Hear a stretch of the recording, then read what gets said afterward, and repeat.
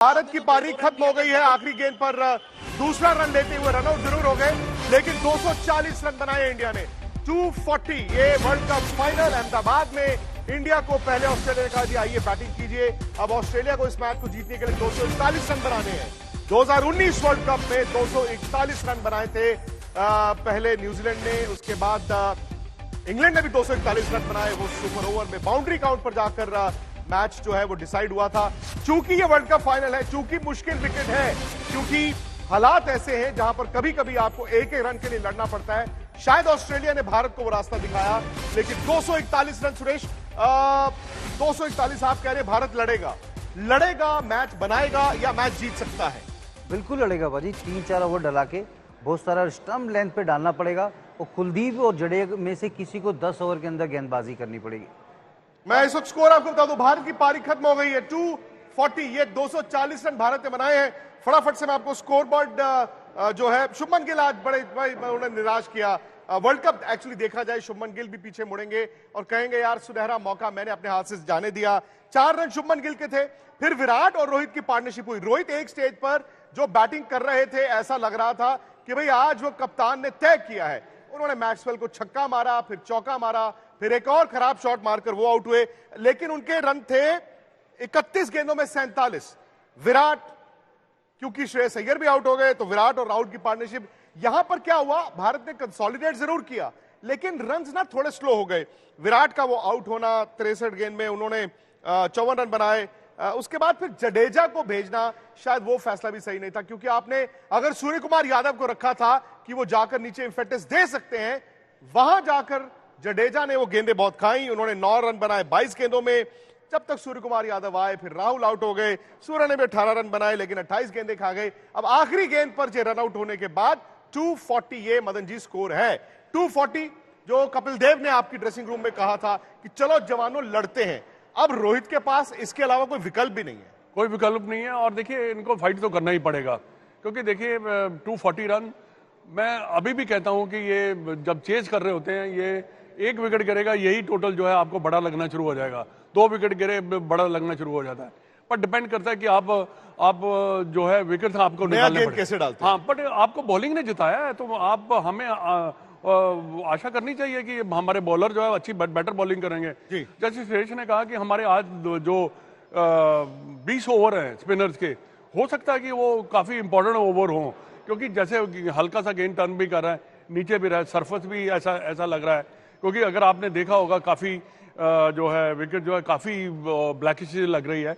पर एक श्वेता ने बड़ी अच्छी बात की है कि जितने भी हमारे बल्लेबाज आउट हुए हैं, क्या वो विकेट का कितना रोल था, ये भी बड़ी इंपॉर्टेंट बात है। क्योंकि देखिए विकेट से, अगर खराब विकेट से अगर आप आउट होते हैं फिर तो ठीक बात है, अगर आप खराब शॉट खेलकर आउट होते हैं वो अलग बात है। अच्छा, मैं थोड़े आंकड़े आपको बता दूं। भारत की पूरी पारी में, और चूंकि भारत एक फ्री फ्लोइंग टीम रही है जिसने बड़े रन बनाए इस वर्ल्ड कप में, स्ट्रोक प्लेयर्स भारत की टीम में 3 छक्के हैं पूरी पारी में, वो रोहित शर्मा ने लगाए। उसके अलावा सिर्फ 13 चौके हैं पूरी पारी में, सिर्फ 13 चौके हैं, 3 छक्के हैं। यानी कि वो रन बनाना इतना आसान भी नहीं था, शॉटे खेलना इतना आसान नहीं था। चूंकि हरभजन सिंह ने पिच रिपोर्ट की थी, उन्होंने तब भी कहा था very very very dry wicket. शायद मैं भी बड़ा हैरान हुआ था बच्चू उस वक्त सुन के कि भारत इतना बड़ा रिस्क क्यों ले रहा है। आप एक अच्छी विकेट पे तो खेल नहीं रहे, लेकिन ये रन आपको लगता है कि देश 140 करोड़ हिंदुस्तानी उम्मीद रखें? देखिए, मैंने पहले प्रेडिक्ट किया था कि ये जो पिच है ये धीमे खेलेगी, क्योंकि जब मैं पिच रिपोर्ट आज कर रहा था तो मैंने देखा ये काली मिट्टी की पिच है, काफ़ी सूखी हुई है, दरारें भी काफ़ी है, जिसपे रिवर्स स्विंग होगी। और रिवर्स स्विंग का फ़ायदा उठाया वहाँ पे, जो केएल राहुल को बॉल गिरा वो प्रॉपर रिवर्स स्विंग हुआ था वो बॉल, और रविंद्र जडेजा को भी बॉल जो वो मिला वो भी रिवर्स स्विंग, जिसपे किंग कोहली आउट हुए, वो भी पड़ने के बाद बॉल अंदर की तरफ आया। तो यहाँ पे मेरी समझ से परे है कि आप फाइनल जब खेल रहे हो, इस लिहाज की पिच थोड़ी जो ज़्यादा सूखी हुई पिच ज़रूरत नहीं थी। आई बिलीव खैर अब उस चीज़ों में ना पड़ते हुए आगे की तरफ देखें, जितने भी रन बोर्ड पे लगे हैं उसको कैसे डिफेंड करना है। गेंदबाजी अच्छी होनी चाहिए, नए गेंद का बेस्ट इस्तेमाल करना चाहिए। गेंदबाज हमारे फॉर्म में है, उम्मीद करते हैं कि वो खरे उतरेंगे। और फाइनल है ना, तो फाइनल को फाइनल की तरह खेलना भी है। मैं तो बार बार कहता हूं, फाइनल में 2 शेर आए हैं।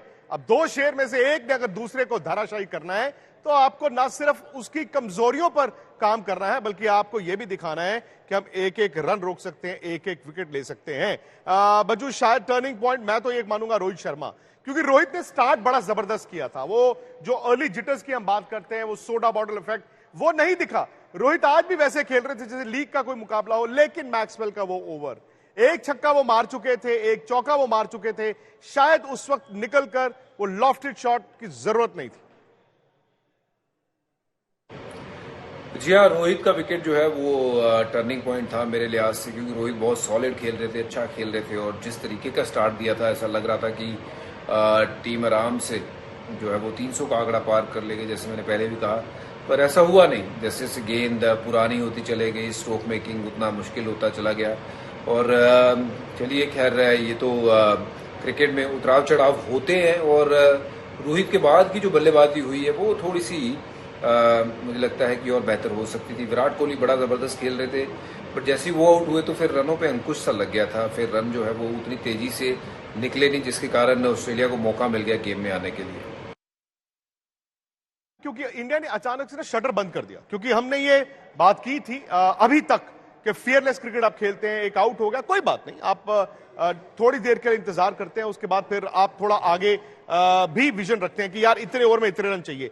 वो राहुल और विराट की पार्टनरशिप में राहुल कुछ ज्यादा तो नहीं, उन्होंने अपने ऊपर बहुत ज्यादा धीमे हो गए। टू मेनी डॉट बॉल्स, अब जब डॉट बॉल्स ज्यादा होती है तो रोटेशन कम थी, वही चीज जड्डू है तो 2-3 ओवर ऑफ स्पिन आके डालने लगे तो सूर्य आ सकते थे, लेकिन जब प्रेशर बनता है, राहुल ने और विराट ने बहुत अच्छी पार्टनरशिप करी, लेकिन मुझे लगता था कि थोड़ा कम डॉट बॉल खेलते। बट जिस तरीके से रोहित ने स्टार्ट किया, 10 में 80 थे, उसके बाद फिर पाजी 30, फिर उसके बाद नेक्स्ट सेशन में 30-35 विकेट एक अंतराल में गिरते जा रहे, तो प्रेशर बिल्ड होता जाता था। लेकिन सबसे अच्छा लगा ऑस्ट्रेलिया की गेंदबाजी, सटीक गेंदबाजी करी है वो।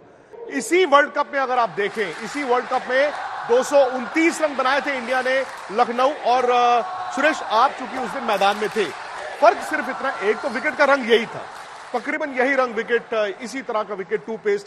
फर्क ये था वहां पर थोड़ा मौसम ठंडा था, और मौसम ठंडे से क्या हुआ, जब आप फ्रंट राइट्स में गेंद करने आए तो आपको मूवमेंट मिल रही थी। अहमदाबाद में मौसम इतना ठंडा नहीं है, लेकिन गेंदबाजी होगी, जैसे आपने बोला कि डिफेंड किया था वहां टोटल, उसके बाद शामी, बुमराह और सिराज जब डालने आएंगे, आसान नहीं होगा ऑस्ट्रेलिया के लिए, क्योंकि ये अब कैसे अप्रोच करेगी ऑस्ट्रेलिया की, अटैक करने को जाएगी, क्योंकि ये वाला असमंजस का स्कोर है, ना 290 है ना 300 के पार है।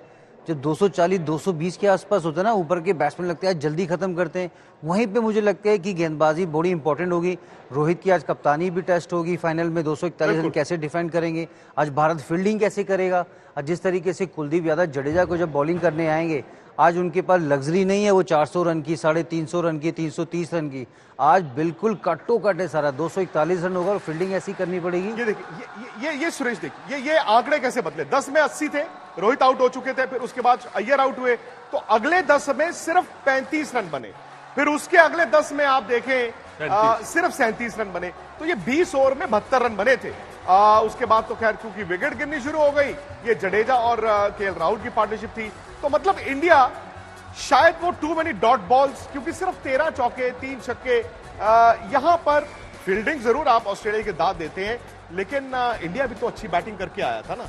बिल्कुल, और मुझे लगता है डॉट बॉल से ज्यादा जिस तरीके का एक फियर था कि नहीं लास्ट तक खेल के जाते हैं, लेकिन वो एक तालमेल दिखा नहीं। जब विराट खेल रहे थे, स्कोर बोर्ड टिक टिक चल रहा था, रोटेट हो रही थी स्ट्राइक, वही बातचीत हो रही थी केएल राहुल के बीच उनकी, जैसी विराट जब आउट हुए उसके बाद जडेजा का आना, क्योंकि सूर्य कुमार यादव भी एक अच्छे बल्लेबाज हैं, उनको रोहित के केएल के साथ खेलना चाहिए था, उसके पीछे हो सकता है लेग स्पिनर है इसलिए जडेजा को भेजा वो आगे, लेकिन जडेजा भी 18 बॉल पे 9 रन बनाया वो। मतलब वहां पर या तो आप अटैक करते, नहीं मुझे लगता है सूर्य आना चाहिए था वहां पर, क्योंकि वो आपका मेन बैट्समैन है और स्वीप भी अच्छा, और स्वीप खेलता है उधर, ऑफ स्पिनर भी गेम में नहीं होता, क्योंकि जैसी जड्डू है 3 ओवर स्पिनर ने में आके डाले हैं वो। तो मुझे लगता है 241 इंडिया यहाँ अच्छी फील्डिंग करेगी, 30 रन बचाएगी, 271 रन चेस करना पड़ेगा। और आज सबसे बड़ा इम्तिहान है बुमराह और शामी की जोड़ी का, क्योंकि राउंड द विकेट आएंगे शामी, ट्रेविस हेड को, डेविड वार्नर, क्योंकि फर्स्ट है उनका बैट का जो फेस है बाहर से आता है, क्योंकि हमारे गेंदबाज ज्यादा मूव देते नहीं स्टंप के बाहर। हकीकत है कि यहाँ पर अगर सेमीफाइनल पे नजर डालें तो 212 में भी साउथ अफ्रीका ने एग्जैक्टली वो एक प्लस पॉइंट है कि जो पिछला गेम खेल के आए हैं, और यहाँ पर हमारे पास क्वालिटी स्पिनर है। वहाँ उनके महाराज थे, यहाँ हमारे पास सर जडेजा हैं, उनके पास शमशी थे, यहाँ कुलदीप यादव है जिनकी सटीक लाइन है, लेंथ है। तो बड़ा इंपॉर्टेंट होगा रोहित शर्मा किस अंदाज से स्लिप लगाते हैं, क्या अटैकिंग फील्डिंग रखते हैं, तो सबका इम्तिहान होगा।